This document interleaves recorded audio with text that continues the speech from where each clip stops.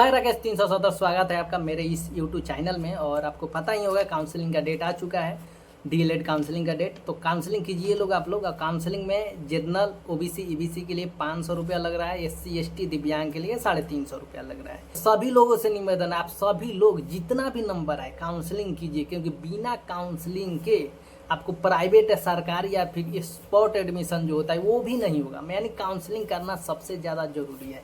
बिना काउंसलिंग के कुछ नहीं होगा।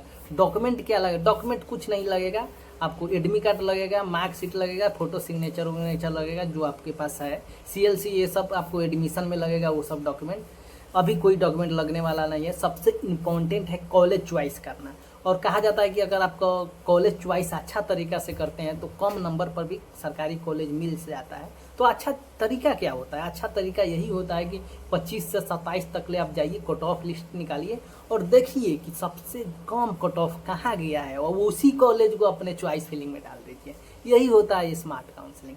और जैसे ही आपके पास कट ऑफ आया, आपका नाम नहीं उठाया तो थोड़ा चेंज करते रहिए। यही होता है स्मार्ट काउंसलिंग, और कुछ नहीं होता है। जैसे राउंड 1 का आया तो चेंज कर दिए, तो ठीक है, आगे हम लोग बात करेंगे। उम्मीद है कि आप लोग जिस कैटेगरी से हैं, जहाँ भी हैं, आप लोग अपना कट ऑफ लिस्ट कहीं ना कहीं देखे होंगे। आपको अंदाजा होगा कि आप लोग वो प्राइवेट कॉलेज मिलेगा या फिर सरकारी कॉलेज मिलेगा। मान लेते हैं वैसे लोग हैं जिनको कन्फर्म है कि मुझे तो सरकारी कॉलेज मिलना ही है।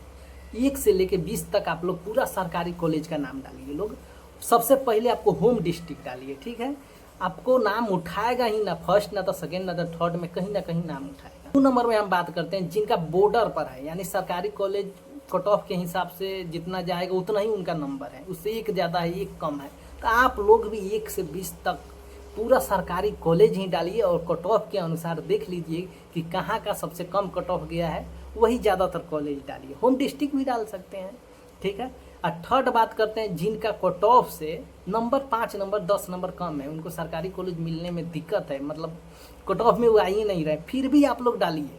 क्योंकि कट ऑफ तो किसी को पता नहीं है कितना जाएगा, कोई लिख के थोड़ी ना बैठा है भाई। पहले से कट ऑफ हो सकता है कम जाए ज़्यादा जाए, मिल जाएगा। और नहीं मिलेगा तो राउंड 1 आएगा, राउंड 2 आएगा, राउंड 3 आएगा, उसके बाद फिर आपसे भरवाया जाएगा कॉलेज। मान लेते हैं आपका नहीं उठाया तो प्राइवेट कॉलेज के लिए आप लोगों से फिर से चॉइस फिलिंग करवाया जाएगा। उस समय आप लोग प्राइवेट कॉलेज डाल दीजिएगा, उसमें तो उठाएगा ना भाई। आप लोग तो बॉर्डर पर हैं, चाहे 5 नंबर 10 नंबर कम है तो कोई ना कोई प्राइवेट कॉलेज मिल जाएगा।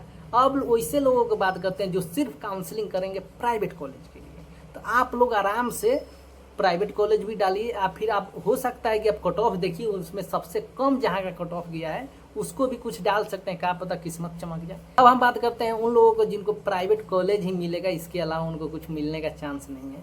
तो आप लोग डाल सकते हैं सरकारी कॉलेज जहाँ का सबसे कम कट ऑफ गया है पिछले साल, और ज़्यादातर आप प्राइवेट ही डाल दीजिए, क्या दिक्कत। अब डालना है तो पूरा भी डाल दीजिए, क्योंकि थर्ड लिस्ट के बाद से आप फिर भी प्राइवेट कॉलेज डालना ही है। तो आप लोग जो भी मन वो कर लीजिए। मान लेते हैं आपका नंबर कितना भी कम है या फिर ज़्यादा है, आपको राउंड 1 राउंड 2 राउंड 3 में कॉलेज नहीं मिला, तो आप लोग कॉलेज में जाइए, थोड़ा संपर्क लगाइए, आप फिर देखिए कि इसका कट ऑफ कम जा रहा है, चाहे किस कॉलेज में सीट ज़्यादा है, ठीक है, ऐसा होगा। और स्पोर्ट एडमिशन में होता है तो वहाँ तो स्पोर्ट में तो सबको सीट मिल जाता है। तो आप सही सुना आपने कि स्पोर्ट में सबका मिल जाता है। कैसे मिल जाता है? देखिए, बहुत स्टूडेंट ऐसे होते हैं जिनको सरकारी कॉलेज के अलावा कुछ करना ही नहीं होता है। मान लेते हैं कि कोई जर्नल है, उस साइंस है, उसका नंबर 70 है, उसको तो मिलेगा नहीं कॉलेज सरकारी, तो वो क्या करेगा? उसको मन नहीं है, उसके पास पैसा नहीं है प्राइवेट से करने के लिए, तो वो हट जाएगा। यानी 70 नंबर वाला हट रहा है, जिसको मतलब प्राइवेट कॉलेज आसानी से मिल जाएगा, तो वो हट जाएगा, तो चांस आपका बनेगा।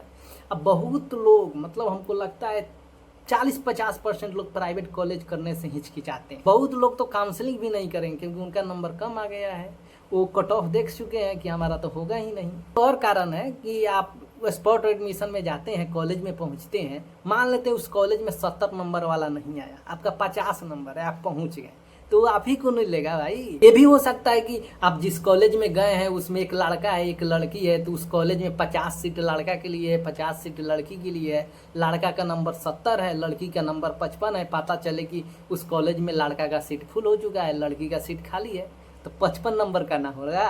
और लास्ट में मैं यही बोलना चाहता हूँ कि बहुत लोग मैसेज कर रहे हैं कि मुझे सरकारी मिलेगा तभी करूँगा, नहीं तो नहीं करूँगा। उनका नंबर आया है 45, जनरल साइंस से हैं, तो आपको तो सरकारी मिलने वाला नहीं है, तो आप लोग अच्छा है कि आप करिए ना, ठीक है। प्राइवेट करना है तो मिल सकता है मौका, कर सकते हैं, बट आपको प्राइवेट ही नहीं करना है तो मत कीजिए, कोई दिक्कत नहीं। चलिए ठीक है, कैसा लगा वीडियो ज़रूर बताइएगा। और इसके बाद मैं वीडियो लाने वाला हूँ डॉक्यूमेंट पर, क्या क्या डॉक्यूमेंट लगेगा, क्योंकि अब थोड़ा भी समय नहीं है। और सब्सक्राइब कर लीजिए, फॉलो कर लीजिए, भेजिए किसी किसी को।